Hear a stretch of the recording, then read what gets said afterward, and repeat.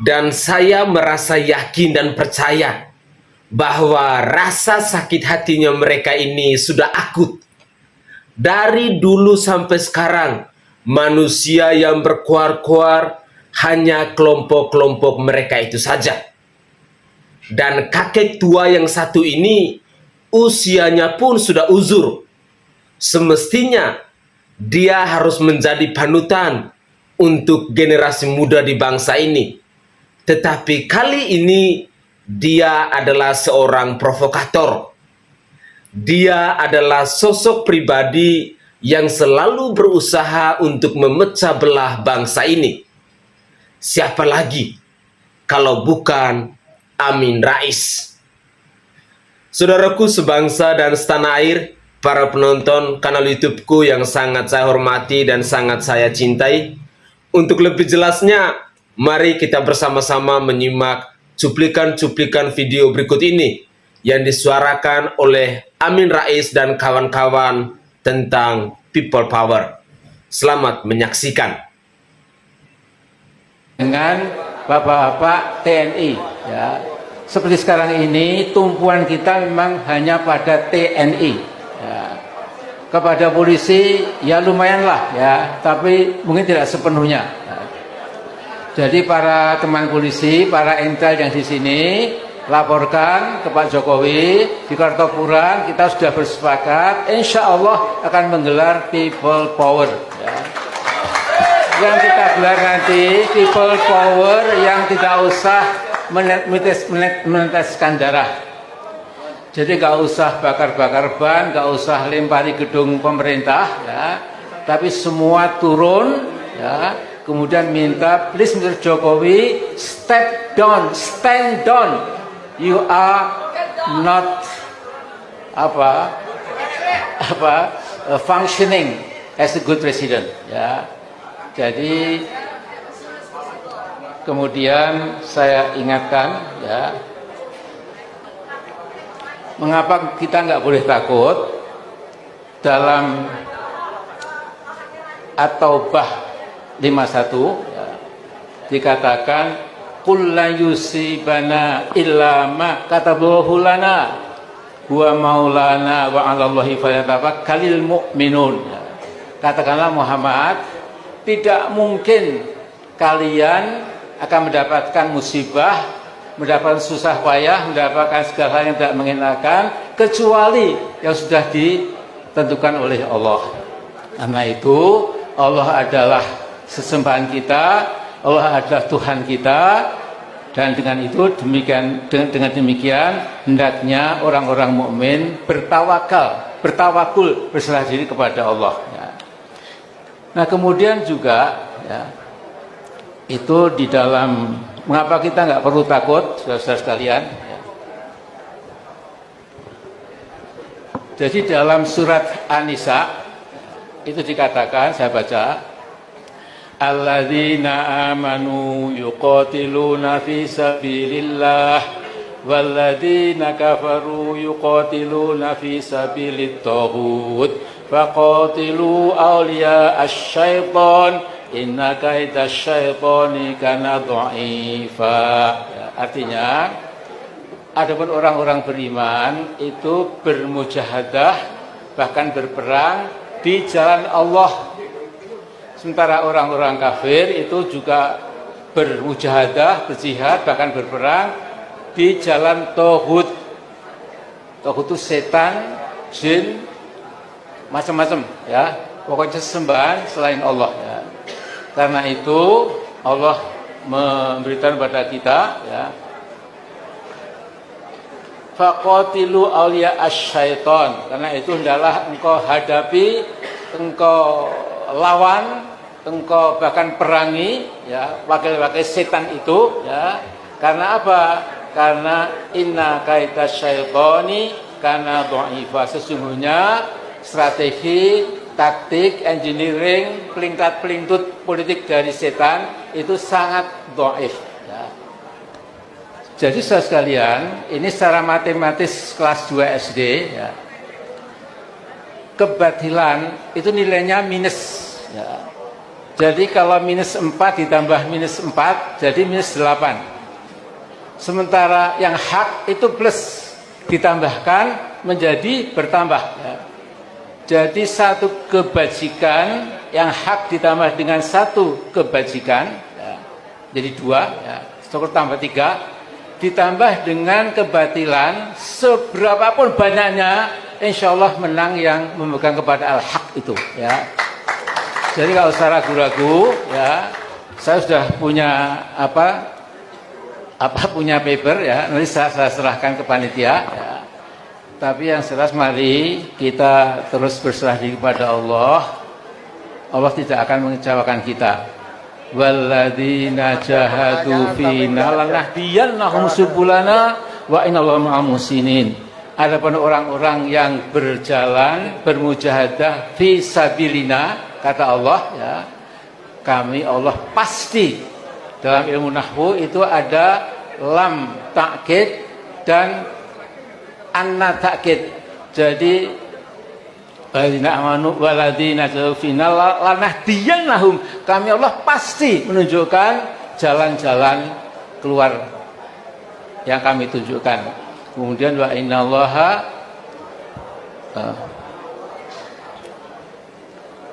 Allah selalu bersama orang-orang muhsinin yang berbuat kebajikan. Jadi saya kira hanya itu, ya. Nanti soal teori-teori mengerahkan massa yang legal dan lain-lain itu nggak usah takut. Jadi Mas Polisi, Mas Intel, ya, we love you, ya, kita sama sebangsa setanah air.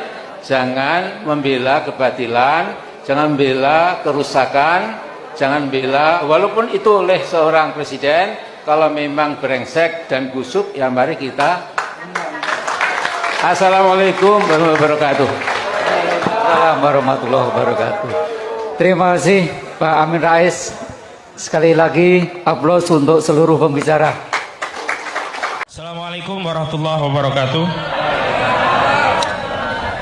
Saya ingin menyampaikan 3 hal. Yang pertama, suasana kebatinan kita, baik yang hadir di sini juga segenap rakyat Indonesia yang punya kesadaran atas kondisi bangsa ini. Tentu saya ingin katakan bahwa suasana kebatinan kita hari ini prihatin, cemas, sekaligus marah. Kenapa prihatin? Karena seluruh kerusakan itu terjadi di depan mata kita. Bahkan kita juga turut menjadi korbannya.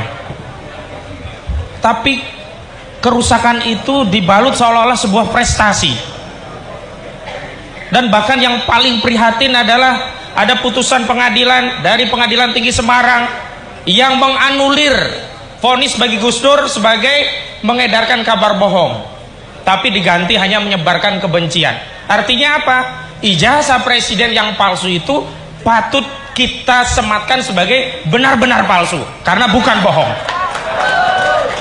Ya, karena itu kita prihatin. Dan yang kedua, kita cemas dengan masa depan bangsa kita. Bagaimana dengan nasib masa depan bangsa kita? Saya ingin mencoba untuk mengambil istilah yang sifatnya ke depan. Kalau sebagian orang mengajak kita untuk tidak melupakan founding father kita yang mendirikan bangsa ini, justru saya ingin katakan sesungguhnya kita mendapatkan amanah dari anak cucu kita untuk menjaga bangsa ini agar bangsa yang bernama Indonesia ini sampai kepada mereka. Saya khawatir, cemas bangsa yang dimerdekakan oleh founding father kita, yang dititipkan anak cucu kita, rusak di tangan kita dan tidak sampai kepada anak cucu kita. Itu membuat kita semua tentu saja cemas. Dan kemarahan itu tentu saja layak untuk kita sampaikan, karena kalau dalam Islam marah dan benci itu harus disandarkan pada syariat. Kalau ada pemimpin yang zalim, itu kita harus marah atau bahagia? Kalau ada pemimpin ijazahnya palsu, kita harus marah atau tersenyum? Kalau ada orang yang bohong tentang SMK dan seterusnya, kita marah atau kita tersenyum? Marah itu alamiah. Ya, yang kedua, kondisi faktual yang ada hari ini memang kita sadari tidak lepas dari sebab akibat pada kondisi sebelumnya. Tentu yang terakhir yang ingin saya sampaikan, kita bicara resolusi. Apa resolusinya? Makanya tidak perlu diperdebatkan, ada 3 jalan, dan 3 jalan itu silahkan kita lakukan perubahan ini dengan 3 jalan ini tanpa mengesampingkan satu pada yang lain. Bagi sebagian yang menganggap masa depan kita akan diperbaiki dengan Pilpres, dengan pemilu 2024, ini memang salah satu jalan. Tapi tidak bisa kemudian menghalangi jalan yang lain, termasuk people power ini. Kenapa? Tidak ada satupun yang dapat menjamin Pilpres dan pemilu 2024 benar-benar terjadi. Takbir. Yang kedua, jalan people power. Nah, sebelum kita bertanya rakyat kapan people power, semestinya pertanyaan ini pertama kali kita tanyakan kepada DPR. Kapan DPR memakzulkan Jokowi? Takbir. Sebab kalau hak angket dipergunakan oleh DPR, ditingkatkan menjadi hak menyatakan pendapat dan berujung pada pemakzulan presiden di MK, rakyat tidak perlu capek-capek. Lebih dekat. Tidak perlu capek-capek. Karena apa? Suasana kebatinan kita, aspirasi kita, kehendak kita diwakili oleh DPR. Karena itu saya sependapat dengan keinginan Prof. Denny agar segera DPR mengaktifasi hak angket untuk memeriksa 3 hal yang telah disampaikan oleh Prof. Denny, ditambah 1, yakni tolong periksa ijazah Jokowi asli atau tidak. Takbir. Dan yang ketiga, ini adalah jalan people power. Nah, people power itu adalah follow up dari mancetnya DPR. Kalau DPR sudah bekerja menggunakan mekanisme di DPR untuk mengontrol eksekutif, dalam hal ini Presiden Joko Widodo, maka kita bisa menunggu dan duduk manis. Tapi faktanya apakah DPR melakukan itu? Karena itu kita juga punya hak konstitusional untuk melakukan apa yang disebut dengan people power. Jadi ada lewat pemilu, ada lewat DPR dan people power, dan terakhir lewat dakwah. Dan dakwah ini juga penting. Kenapa? Jangan anggap dakwah amar ma'ruf nahi mungkar itu sepele. Karena kekuatan people power ini tidak akan makin membesar kalau tidak kita terus gelorakan. Dakwah amar ma'ruf nahi mungkar. Kita katakan yang sejujurnya bahwa presiden ini bermasalah. Jangan pura-pura. Jangan mengatakan negeri kita baik-baik saja. Kita katakan dengan tegas bahwa negara kita sedang bermasalah, butuh perubahan, rakyat harus bergerak. People power. Takbir. Assalamualaikum warahmatullahi wabarakatuh. Jangan takut. Itu tadi sudah disebut bukan makar. Bukan makar. Konstitusional. Hayo kita mulai bergerak. Tekan DPR. Tekan MPR untuk memakzulkan. Atau kita langsung tekan Pak Jokowinya. Supaya mundur. 2 pilihan. Dimundurkan atau mundur. Dua-duanya people power yang menjadi penyebabnya. Nggak ada lagi, saudara-saudara sekalian. Kita harus merebut kemudi kapal bangsa ini. Allahu Akbar. Allahu Akbar. Allahu Akbar. 20 Oktober, hari pelantikan Jokowi 2019. Maka Oktober itu juga yang kita sebut tadi, hari turunnya Jokowi. Ini menjawab pertanyaan. Rakyat bertanya, kapan people power? Mulai sekarang jawabannya. Saat rakyat tidak bertanya lagi, tapi saat rakyat berbuat, bergerak, bertindak, melangkahkan kaki, melakukan people power. Saudara-saudara sekalian, insya Allah dari ruang ini kita mulai. Insya Allah kekuasaan itu dipergilirkan. Wa tilkal ayyam nudawiluha bainan nas. Kejayaan itu dipergilirkan di antara manusia.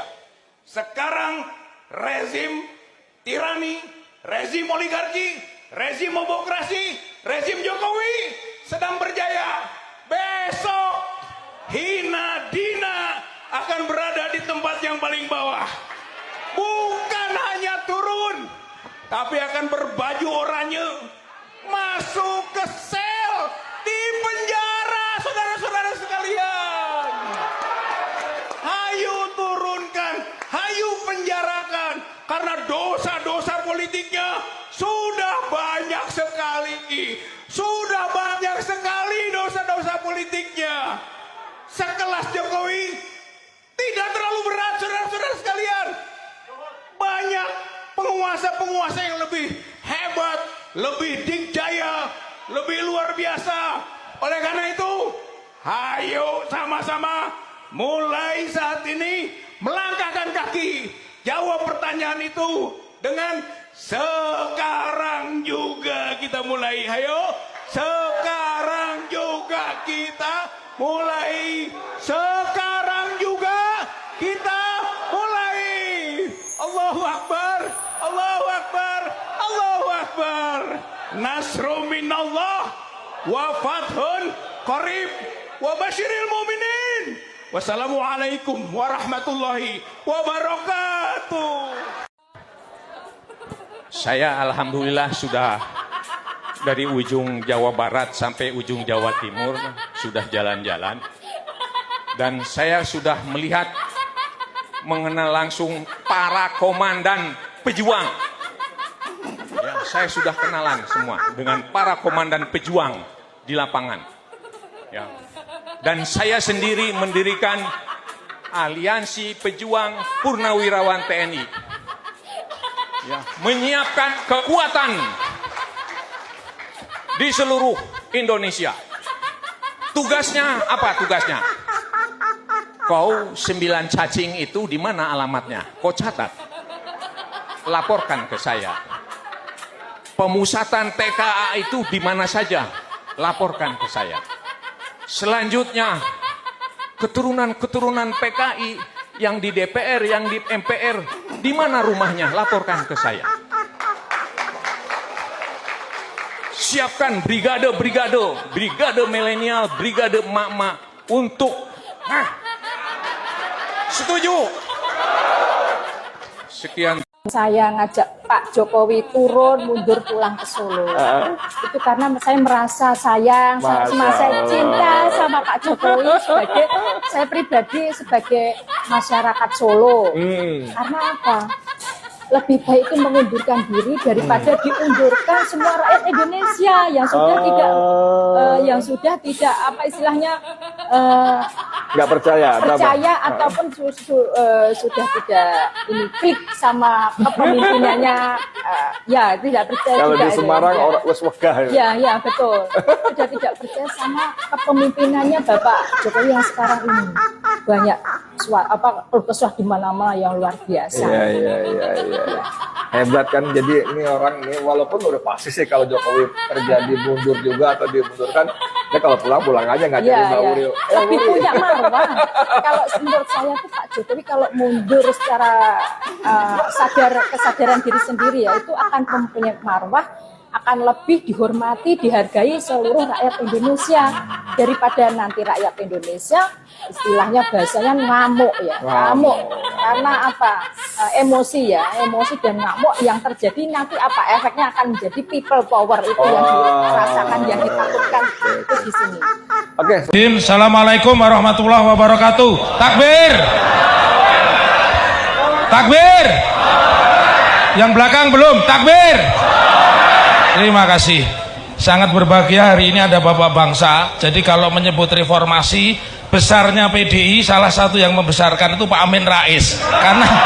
Karena tahanan politik dilepas juga di masanya Pak Amin Rais. Ya. Di sini banyak sahabat saya. Beliau ini satu kampus dengan adik saya. Sama-sama pernah di Skorsing juga di ITB yang pernah di penjara juga. Jadi adik saya 6 bulan, tapi adik saya nggak pernah cerita, hanya saya yang tahu. Nah ini kalau beliau ini revolusioner sama seperti Pak Mudrik. Pak Mudrik ini punya hubungan pribadi dengan saya. Beliau ayah saya, abang saya, dan guru politik saya. Ya. Pak Amin tidak usah disebut. Bang Egy ini kawan saya sejak 92. Waktu itu beliau belum kenal dunia politik, masih demo di DPR. Ya. Mas Rus ini masih punya hubungan koneksi. Saya IP-an sama beliau ini. Jadi alhamdulillah di sini saudara Dr. Andre, dan ini kawan saya gara-gara jin buang anak dia jadi napi. Ya. Baik, saya ingin sampaikan singkat saja. Kalau Pak Mudrik mengatakan kapan people power, saya menginginkan setelah ini ada agenda kedua di Jogja, di Jakarta, di Bandung. Setuju?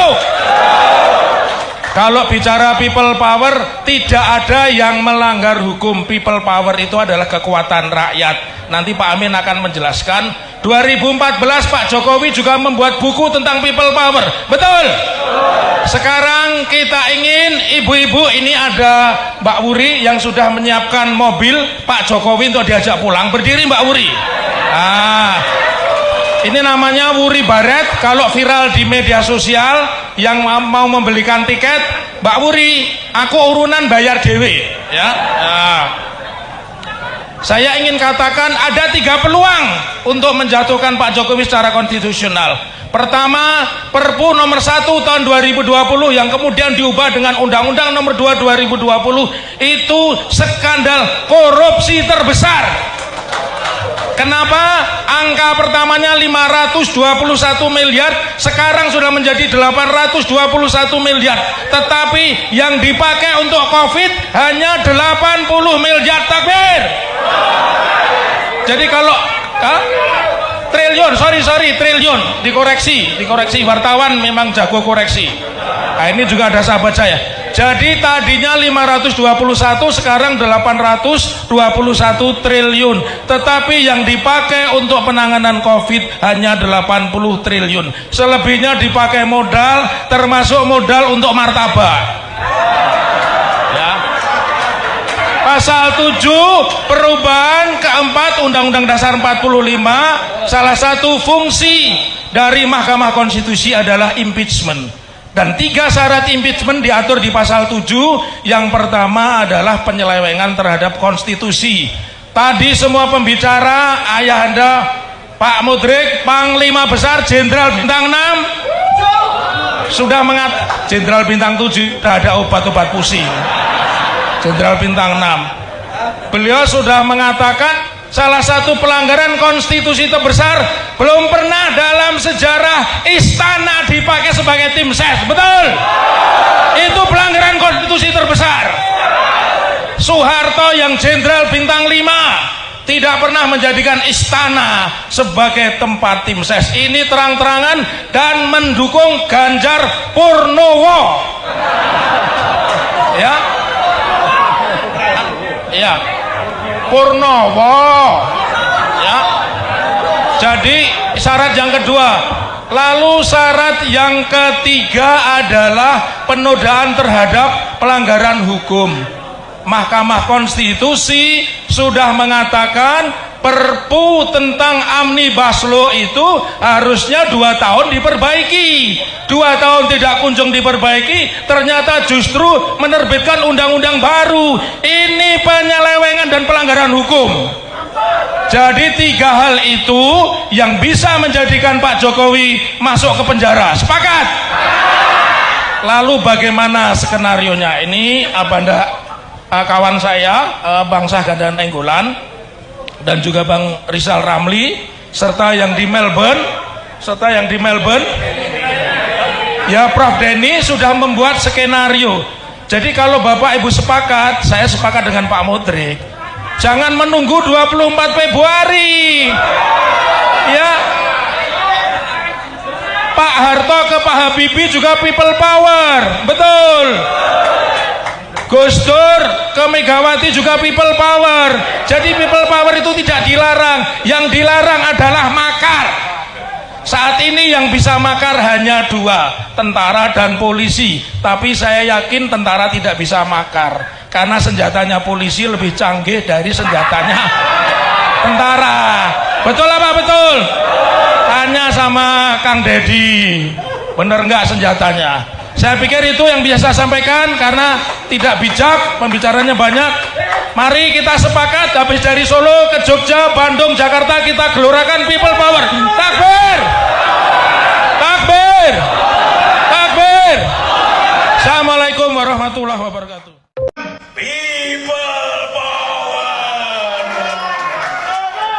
mau turunin Jokowi. Ada kami, Power Ranger. Apa gitu? Oke guys, Assalamualaikum warahmatullahi wabarakatuh. Salam, Om Swastiastu, Namo Buddhaya, salam kebajikan dan salam sejahtera untuk kita semua. Saudaraku sebangsa dan setanah air, para penonton kanal YouTubeku yang sangat saya hormati dan sangat saya cintai. Salam jumpa dan selamat bertemu kembali bersama saya Sainai pada hari ini Selasa 13 Juni 2023. Saudaraku sebangsa dan setanah air, dari pidato singkatnya Bapak Amin Rais, sebenarnya yang brengsek itu adalah Amin Rais itu sendiri beserta kawan-kawannya. Ketika dia mengatakan bahwa presiden brengsek, tetapi fakta membuktikan bahwa 81,7% rakyat Indonesia puas dengan kepemimpinan Bapak Presiden Joko Widodo. Artinya orang-orang yang brengsek yang sebenarnya itu adalah Amin Rais dan kawan-kawannya itu. Saudaraku sebangsa dan setanah air, terlebih khusus kepada para pendukung Amin Rais yang sebenarnya, saya mau katakan demikian, bahwa rakyat Indonesia saat ini sudah sangat cerdas. Rakyat Indonesia saat ini sudah sangat pintar. Mereka sangat paham dalam dunia politik. Jadi, apapun yang Amin Rais dan kawan-kawannya itu berkoar-koar tentang people power dan lain sebagainya, rakyat Indonesia sudah mampu untuk menganalisa, mampu untuk membedakan mana yang baik dan mana yang salah. Sekali lagi, saya berharap bahwa Bapak Amin Rais beserta pendukung-pendukungnya itu semoga lekas sadar. Jangan sampai pada akhirnya harus masuk ke rumah sakit jiwa. Masuk ke rumah sakit jiwa karena rasa sakit hati, rasa stres. Apa yang dicita-citakan tidak pernah tercapai. Yang ada hanyalah kegagalan, dan kegagalan. Saudaraku sebangsa dan setanah air, dari semua cuplikan-cuplikan video tadi, ketika mereka bersuara tentang people power, tepatnya pada hari Minggu 11 Juni 2023 itu, saya secara pribadi menilai bahwa aksi yang mereka lakukan ini adalah bagian dari ungkapan rasa sakit hati. Bagian dari rasa sakit hati yang sudah akut dan tidak bisa terobati lagi. Sehingga mereka hanya mampu untuk berbuat demikian. Sedikit-sedikit takbir, sedikit-sedikit takbir, sedikit-sedikit turunkan Jokowi, lengserkan Jokowi. Jokowi pemimpin tidak becus, dan lain sebagainya. Karena mereka tidak punya prestasi yang bisa mereka persembahkan untuk bangsa ini sebagai bagian pembanding antara kinerja Presiden Jokowi dengan prestasinya mereka. Sekali lagi saya tegaskan bahwa rakyat Indonesia ini sudah sangat cerdas. Mereka sudah paham benar mana itu yang benar dan mana itu yang salah. Mana hal-hal yang provokatif dan tidak. Apalagi menjelang pemilu 2024. Wah, hampir tiap hari rakyat Indonesia itu akan melek dengan ilmu-ilmu politik. Saudaraku sebangsa dan setanah air, saya merasa berbahagia, saya merasa bangga karena pemirsa Sainai TV selalu mendapatkan hal-hal baru, ilmu-ilmu baru, khususnya hal-hal yang berhubungan dengan isu-isu politik menjelang pemilu 2024 nanti.